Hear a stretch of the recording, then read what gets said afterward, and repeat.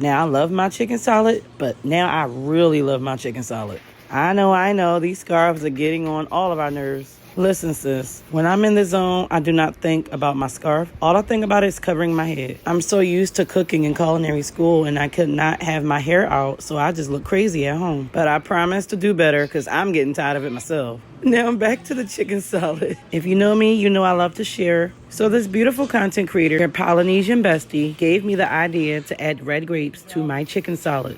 Now, I normally use craisins, but I wanted to try something new. And Lord have mercy, I don't think I'm going back. So thank you, Polynesian bestie, for sharing how you make your chicken salad. It's amazing. So I seared my chicken on both sides just to add more flavor.